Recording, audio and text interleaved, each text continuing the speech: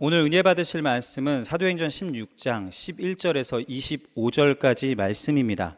사도행전 16장 16절 말씀을 다 같이 봉독하겠습니다.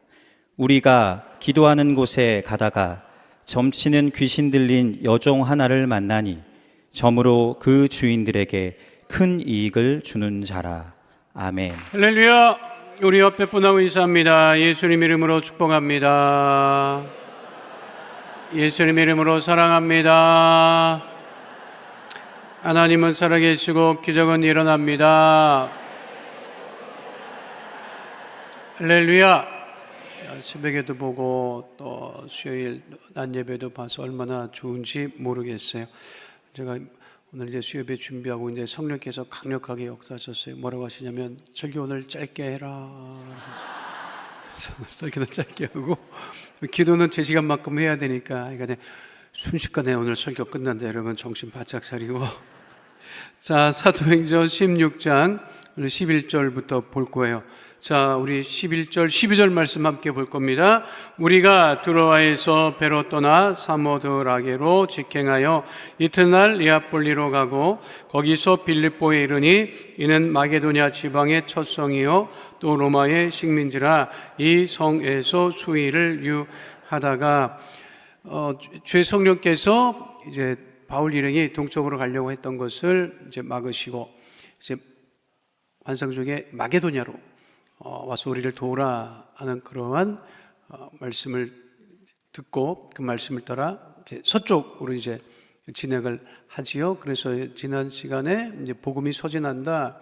이게 마게도냐 지역으로 가기 위해서 거기 과정에 드로아에서 배를 타고 사모드라게 니아폴리 그리고 빌립보에 이르는 과정을 지금 얘기를 하고 이 과정이 바울의 2차 선교 여정이라고 이제 이야기되고 있어요.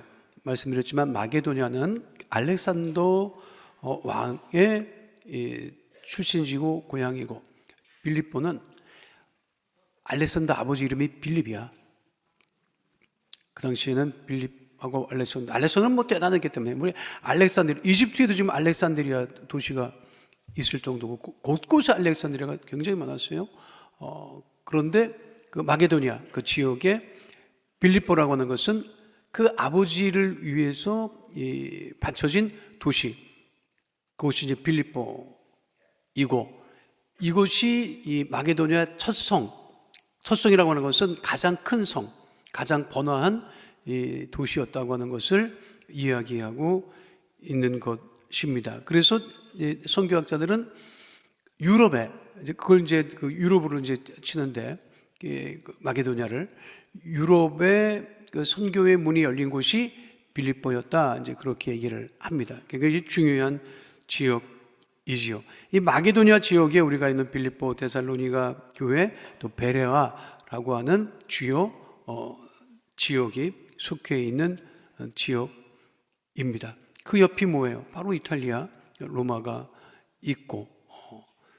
자, 그 지금 어디에 도착했다? 마게도냐 빌립보에 도착을 했다. 바울이 어디로 가는지는 알고는 있어야 되는 거지, 그죠? 자, 13절 말씀 함께 합니다. 안식일에 우리가 기도할 곳이 있을까요? 문밖 강가에 나가 거기에 앉아서 모인 여자들에게 말하는데 그러니까 빌립보에 들어가서 며칠을 유하고 있다가 안식일이 돼서 안식일에 이제 우리 기도해야 되는데 기도할 곳을 이제 찾아서 가는데 여기 강가라고 하는 문밖 강가라고 하는 것을 우리처럼 한국 사람은 강을 크게 생각해요, 작게 생각해? 우리는 크지. 한강이 어마어마한 강인데 가까이 있으니까 한강이 어마어마한 전 세계적으로 내놓을 수 있는 강이 한강이에요. 대단한 강입니다, 여러분. 한강이. 왜냐하면 이쪽에서 저쪽까지 소리쳐도 안 들려. 거의 1km가 넘어. 차를 타고 건너가잖아. 영국, 뭐 프랑스, 거기도 뭐 유명한 강이 있어요. 근데 거기도 이게 짧아. 한 요 정도에서 요 정도 될까 강이? 요 정도밖에 안 돼. 그러니까 우리는 이제 강 그러면은 한강, 대동강, 낙동강, 막 영산강, 큰 강을 생각하지. 근데 이제 그 성경 지명에 나오는 강들이 그렇게 큰 강은 아닙니다. 물이 있으면 우리가 알듯이 갈릴리를 바다라고 하느냐 호수라고 하느냐, 유대인들은 바다라고 한다고. 왜냐하면 그렇게 많은 물이 모여져 있는 것이 거의 없어요. 그러니까 유대인들은 물이 많으면 바다예요. 갈릴리 바다라고 하는 거지. 원래는 담수호잖아요, 그게. 민물이라고. 그러니까 여기서 강가라고 했을 때는 뭐 어마어마하게 옆에 있는 강을 끼고 있는 게 아니라 밖에 나가 보니까 우리로 치면 이제 개울 같은 정도지.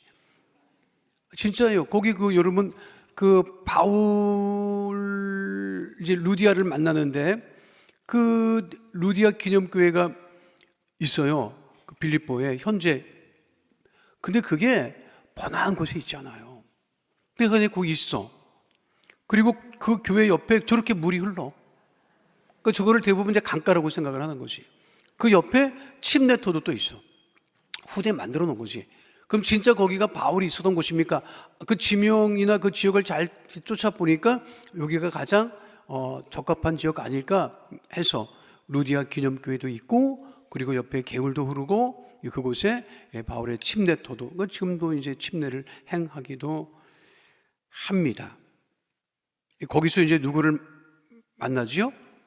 루디아라고 하는 여성을 만나. 그게 14절 말씀이에요. 함께 14절 말씀 하도록 하겠습니다. 두아디아 시에 있는 자색옷감 장사로서 하나님을 섬기는 루디아라 하는 한 여자가 말을 듣고 있을 때 주께서 그 마음을 열어 바울의 말을 따르게 하시니라.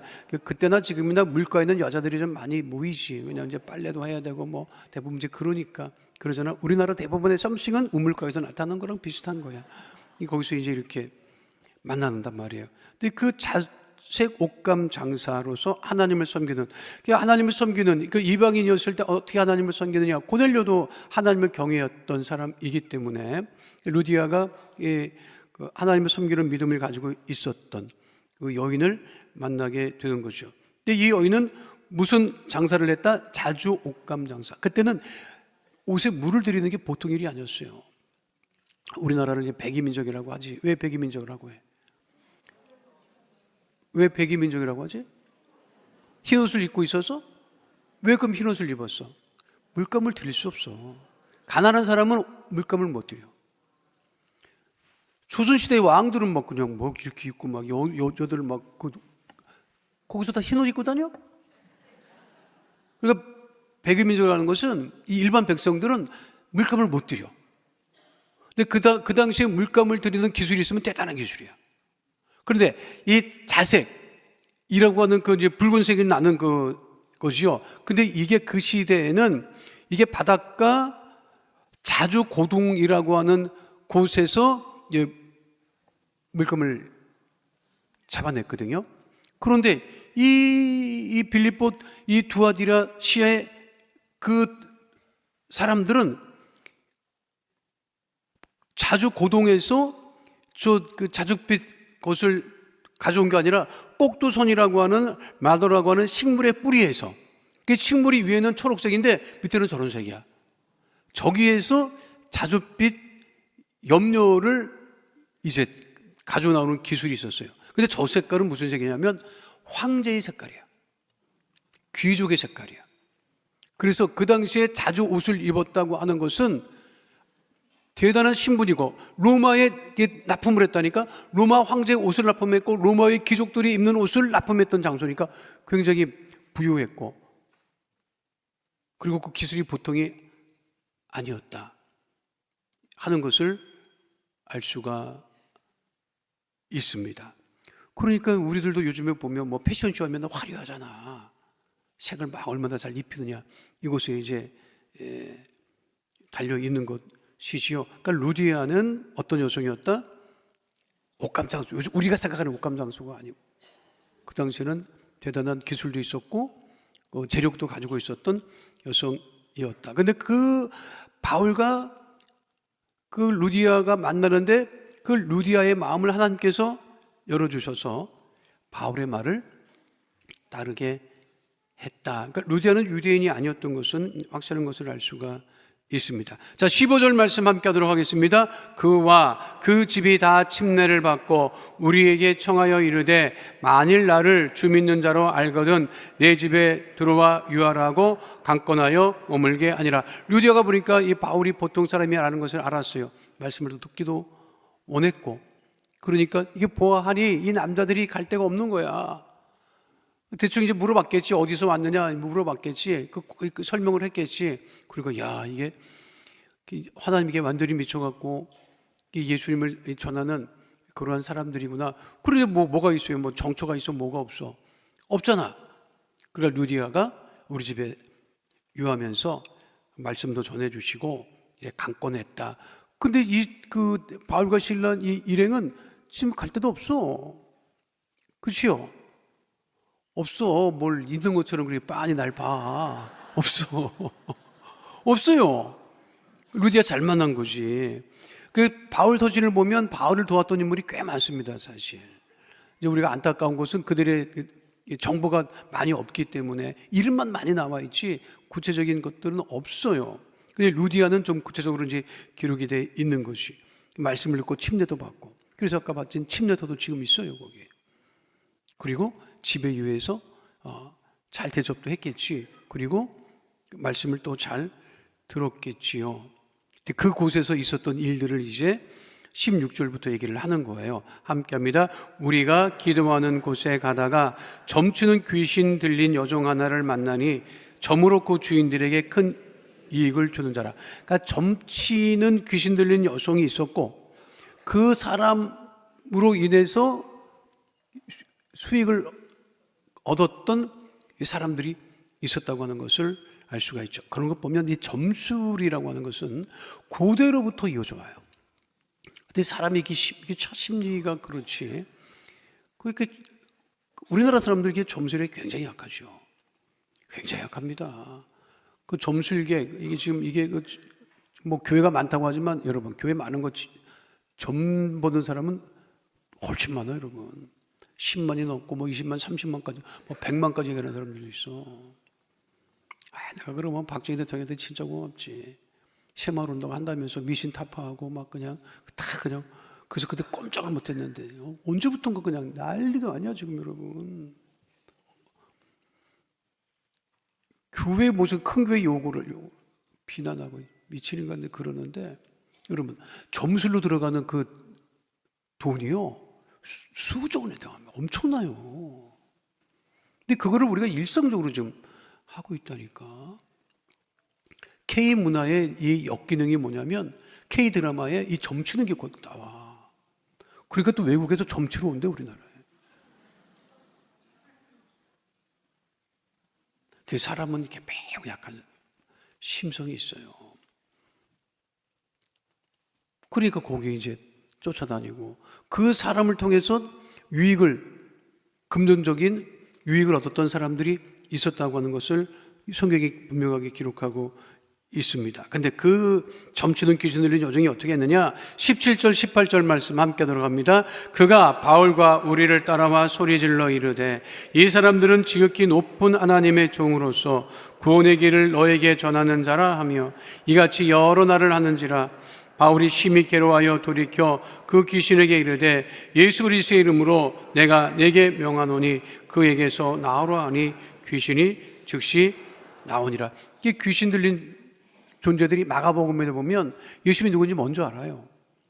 그리고 이제 이 귀신 들린 이 점치는 여인이 바울이 누군지도 알아. 그거를 막 이제 얘기를 하고 쫓아다니면서 막 하니까 바울이 어떻게 하지요? 예수 그리스도의 이름으로 귀신을 내어 쫓게 되죠. 점치는 집에 가봐. 우리나라에서 제일 점치는 신당의 제일 큰 신이 누군지 알아요? 최용 장군의 신입니다. 최용 장군. 최용이라고 여러분 알아? 그 억울하게 죽은 그 최용 장군의 신을 굉장히 높이 쳐요. 중국은 누굴 제일 높이 친다 그랬어? 관운장. 그래서 신상 같은 데 가면 관운장 막 해서 관운장이야. 관운장이 누군지는 알아? 삼국지에 그 관운장 얘기하는 거예요. 그 사람을 왜 그렇게, 장수이기도 하지만 전에도 말씀드렸잖아. 거기 그 보면 관운장이 주판을 만들어요. 주판. 이게 돈의 신이라. 근데 돈의 신인데 게다가 무엇도 대단해? 힘도 대단해, 장수야. 그러니까 여러분 대만이나 이런 데 가봐. 거기 그냥 거기 뭐 엄청난 거기가 관원장 엄청. 그러니까 이게 점치는 사람들은 누구를 모신다고. 사람의 귀신, 사람이었는데 그 영을 모시는 거야. 인천에 가봐. 메가더도 모시는 사람 있어. 메가더도 신으로 모시는 사람이 있어요. 거기 뭘 받아가지고 뭘 한다고 하는 거라고. 근데 모든 점치는 사람이 못 이기는 이름이 뭐냐면 예수 그리스도의 이름이라고. 이길 수가 없어요. 꼼짝을 못해.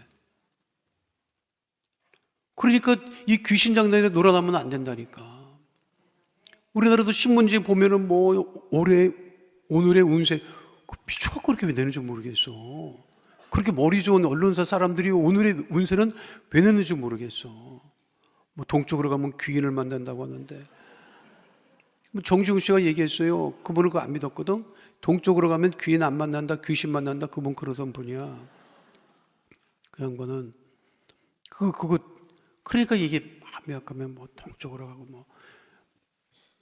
여름에는 뭐 조심해야 돼? 여름에 물 조심해야지. 더우니까 물가에 가면 여름은 사고 나지. 가을에는 산 조심해야 되지. 가을에 여름은 그 뱀도 많아요.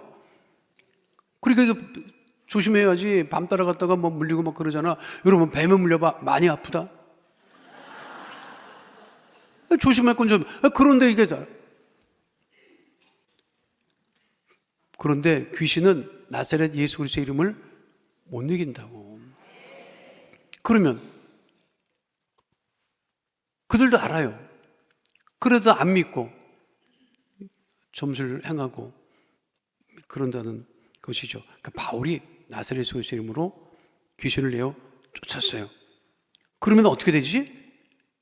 그 점치는 귀신 들린 여인 때문에 돈 벌었던 사람들이 돈을 벌어 못 벌어? 이제 그 다음 얘기예요. 19절부터 21절까지 함께 합니다. 여종의 주인들은 자기 수익의 소망이 끊어진 것을 보고 바울과 실라를 붙잡아 장터로 관리들에게 끌어갔다가 상관들 앞에 데리고 가서 말하되, 이 사람들이 유대인인데 우리 성을 심히 요란하게 하여 로마 사람인 우리가 받지도 못하고 행하지도 못할 풍성을 전한다 하거늘. 돈을 잃었으니까 열받으니까 바울을 모함한다고. 야, 이 사람이 우리가 믿지도 않는 신을 얘기를 하면서 우리를 복잡하게 하고 우리를 설한. 원래는 그게 아니지. 그렇잖아요? 그게 아니지.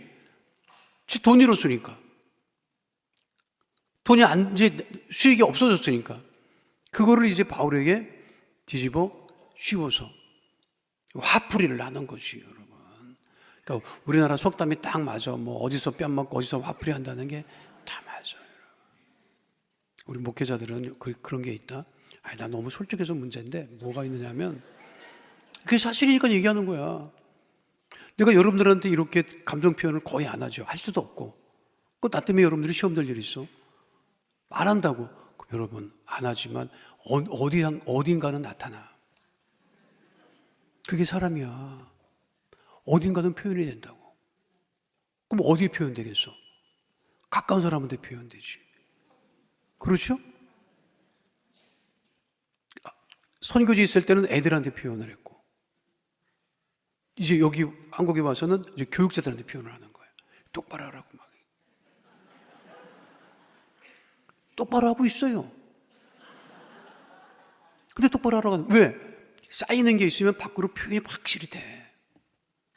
그러니까 우리 애들은 제가 하와이에서 내가 그냥 막 소리 내고 막 그냥 좀 소리 언성을 높이면, 아이고, 또 오늘 교회에서 무슨 일이 있었나 보다.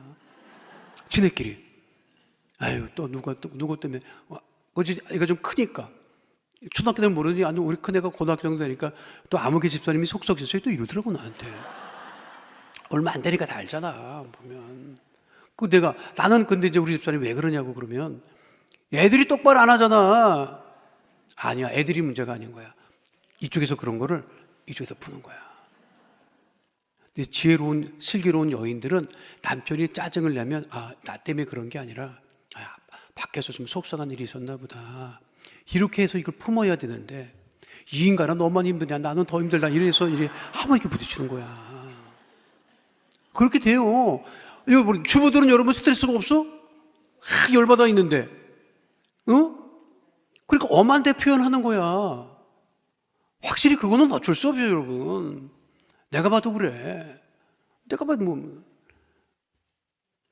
내가 새벽 예배 1000명, 야, 맨날 1000명, 한번 해보자. 맨날 이제 그래. 맨날 또 올려와요. 또 오늘 몇 명 오셨으면. 이게 1000명이 안 돼, 지금. 부글부글 끓지, 이건들이 내가 하자는 거지. 나 그 말이야, 이제. 에이, 진짜. 그렇게 할까 말까, 뭐이라고 할까 말까. 또 뭐이라고 해봐, 또. 내가 그러면 성령께서 내 산이, 야, 너나 잘해라, 너나 잘해, 임마. 너나 잘해, 이 자식아. 너 설교 더 엎드려서 기도하고 더 설교 열심히 준비해봐. 네 말씀이 은혜 받으면 성도들이 안 오겠어? 왜 교구장들 괴롭히냐, 그러지 말아라. 그래요. 여러분, 내가 진짜 얼마나 지금 그러는 줄 알아? 근데 이게 어딘가는 표현이 되더라고. 그래서 내가 우리 엄마 아빠 이렇게 살아온 것도 보면 왜 이게 나한테 야단을 많이 쳤을까? 힘들었던 거야. 그래서 옛날에는 많이 두들겨 팼어, 애들을. 어쩔 수 없잖아. 요즘은 안 두들겨 팰 정도로 형편이 좋아진 거야. 힘들면 만만하게 애들이니까 애들 잡아 패는 거지 뭐, 여러분. 안 그래요? 우리 집만 그랬어? 그건 어쩔 수 없더라고. 그러니까 직장에 갔는데 직장 상사가 막 뭐라고 한다. 그럼 어디인가 스트레스 받은 거야. 그걸 이해를 해야 이게 좀 넓어질 수 있지, 우리가. 그리고 우리 성도 옆에서 이제 성도가 우리 신앙생활 같이 하잖아. 짜증을 내고 그럴 수 있지. 막 화를 내거나, 이게 좀 안 좋은 일이 있나 보다.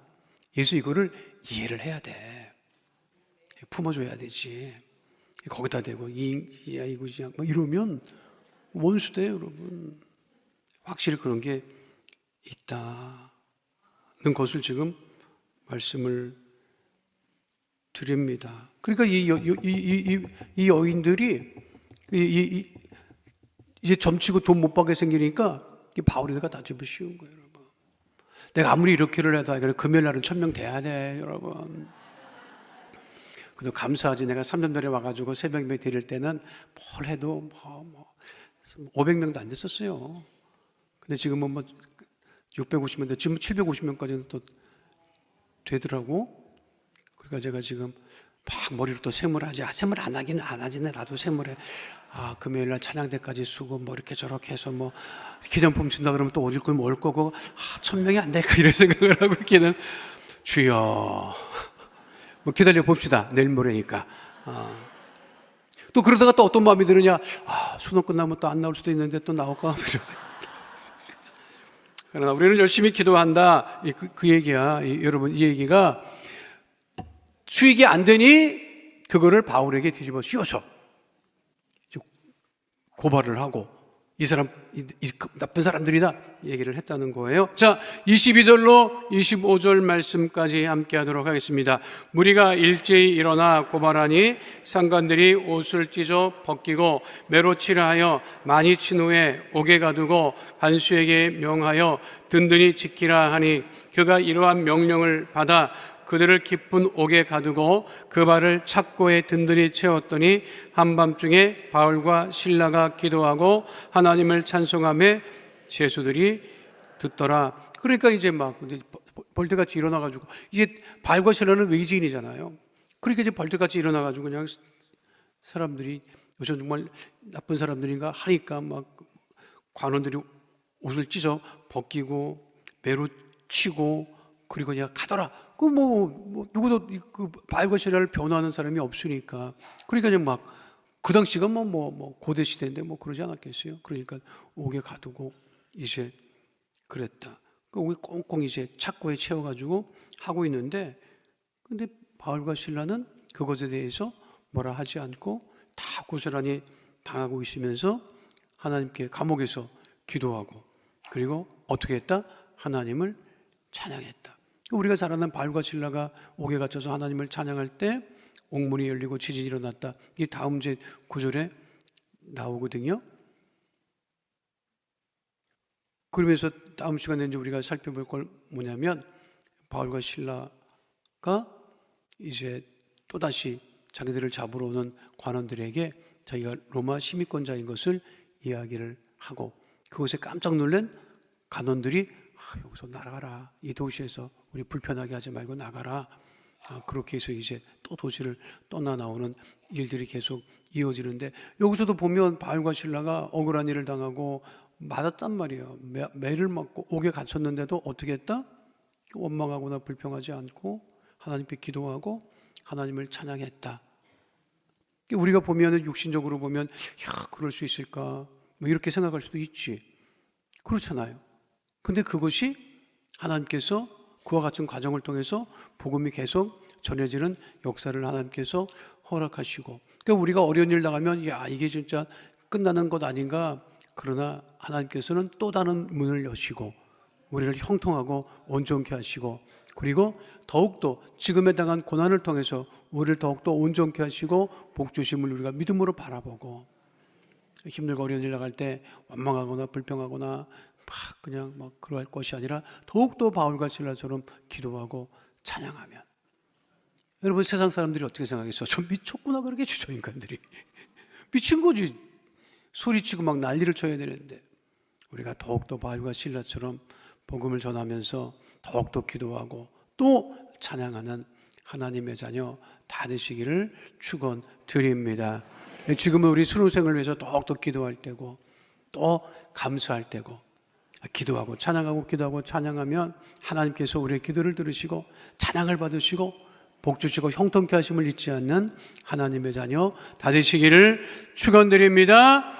거룩하신 아버지 하나님, 바울과 실라가 빌립보에서 복음을 전하다가 엄한 일을 당하지만 옥에도 갇히고 매도 맞지만 낙심하지 않고 실족하지 않고 원망하고 불평하지 아니하고 하나님 있는 데에서 기도하고 찬양했던 모습, 하나님 그 모습을 우리가 모델로 삼고 더욱더 우리의 삶에 힘들고 어려울 때 기도하게 하시고 찬양하게 하시고, 기도하고 찬양할 때 기도를 들으시고 찬양을 받으시는 하나님 은혜와 응답 가운데 거하는 하나님의 자녀 다 되어지게 하여 주시옵소서. 날마다 우리로 하여금 기도하고 찬양하게 하심을 감사드리며 예수님 이름으로 기도하옵나이다. 아멘. 아프신 분은 아픈 곳에 문제와 손을 가지고 오신 분은 가슴에 믿음의 손을 올리시기 바랍니다. 걸어가신 아버지 하나님, 우리 주의 이름으로 예수님의 이름으로 기도합니다.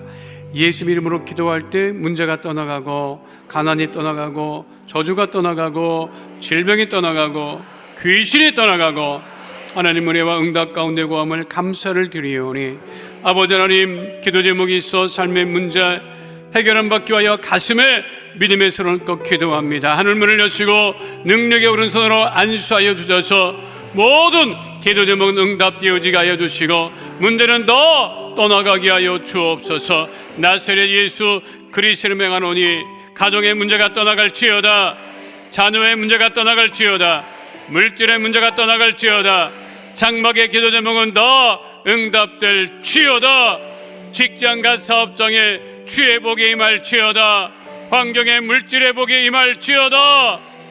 주의 보혈로 명하노니 육신의 질병, 마음의 병이 떠나갈지어다, 모든 암과 불치병, 난치병이 떠나갈지어다, 고혈압, 당뇨병이 떠나갈지어다, 혈관은 튼튼하게 될지어다, 우리 성도들 머리끝부터 발끝까지 건강하게 될지어다, 쇠임 없게 될지어다, 가족의 질병이 떠나갈지어다, 고역 식구의 질병이 떠나갈지어다, 마음의 병이 떠나갈지어다, 우울증 불면증이 떠나갈지어다, 마음의 상처가 떠나갈지어다, 생활과 건강의 염려 걱정 근심은 더 떠나갈지어다.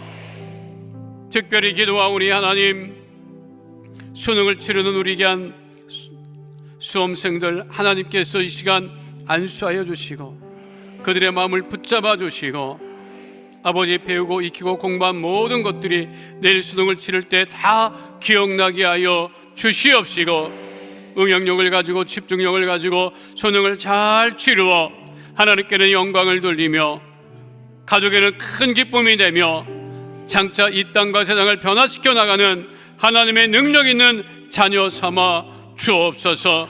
애쓰고 수고한 가정의 학부모님들을 축복해 주시옵시고, 아버지 믿음의 자녀를 통하여 큰 응답과 은혜 가운데 거하게 하여 주시옵소서. 우리 성도들에게도 응답하심을 감사드리며 예수님 이름으로 기도하옵나이다. 아멘. 지금은 우리 주 예수 그리스도의 은혜와 아버지 하나님의 영원하신 사랑과 보혜사 성령님 함께 하시고 인도하시고 내주하시고 동행하심의 역사가 오늘 주 앞에 나와 신령과 진정으로 예배드린 하나님의 귀한 자녀들 머리 위에 지금으로부터 영원토록 함께 계실지어다. 아멘.